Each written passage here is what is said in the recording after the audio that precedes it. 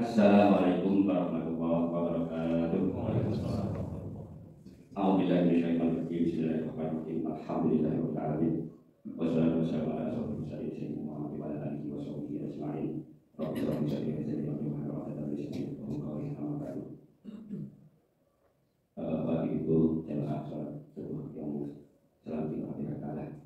Mari kita senantiasa bersama-sama puji dan syukur kepada Allah SWT atas karunia kenikmatan yang luar biasa yang adalah diberikan kesehatan kesempatan sehingga kita bisa bersama-sama melakukan ibadah sholat subuh di masjid yang kita cintai ini dengan tidak ada hal sesuatu.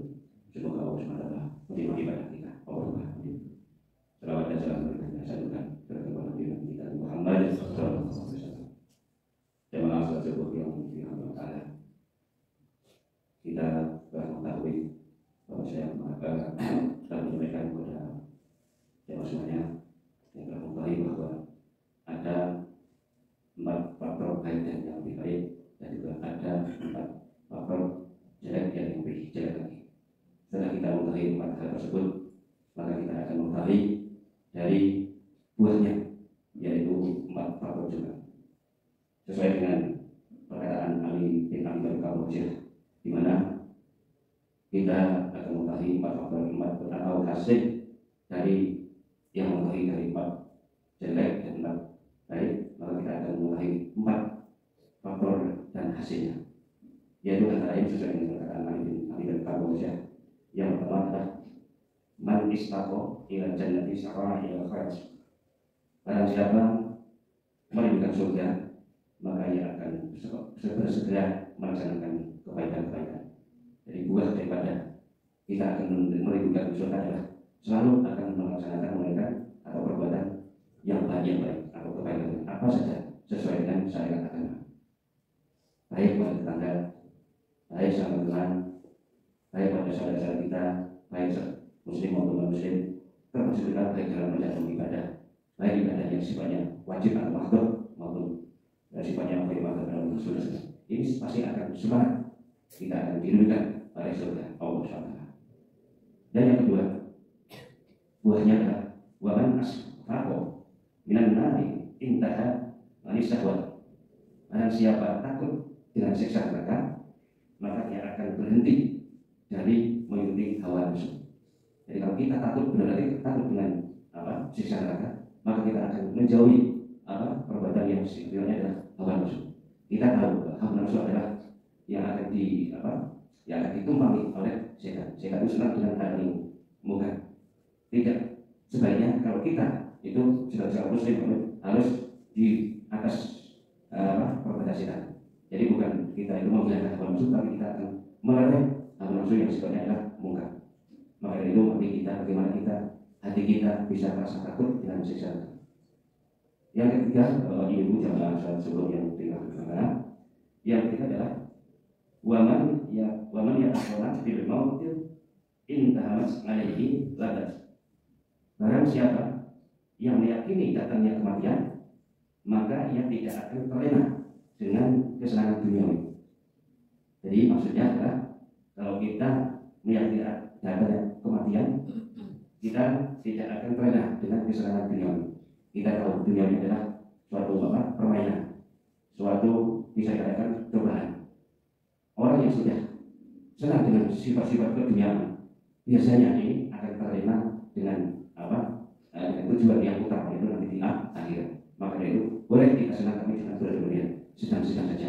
Syukur-syukur kalau diukur dengan kepercayaannya, kita lebih banyak menuju ke sana, ke akhirat. Dunianya sebagai sarana. Jadi jangan sampai kita terlena sekali dengan sifat-sifat yang sifat-sifat duniawi. Kemudian yang keempat yaitu waman arafat dunia hanat alaihi musibah. Barang siapa yang mengetahui bahwa dunia adalah negeri cobaan, maka semua musibah yang menimpanya akan terasa ringan. Jadi kalau kita imannya tegar pada Allah SWT bahwa semua cobaan adalah bahwa di dunia ini adalah perhatian cobaan-cobaan, baik cobaan yang kecil maupun cobaan yang besar.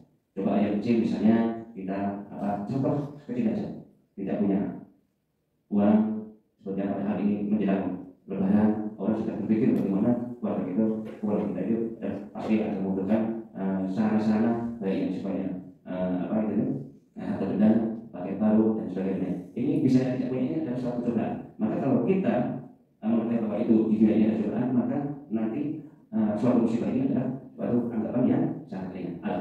Mungkin bisa contoh, kalau saya sekarang seperti saya mungkin Allah bisa memberi yang lebih banyak. Jadi istilahnya bisa kalau itu saja. Tapi kalau orang yang tidak beriman memburu sahabat langsung keluar. Sahabat yang sebenarnya setan yang akan keluar besok-besok pada anaknya, pada ini dan istilahnya artinya iman. Maka itu mari kita. Yang pertama kita bersama-sama untuk menanamkan iman kita kepada Allah SWT, bahwa semuanya adalah sudah dilakukan Allah Subhanahu wa Ta'ala.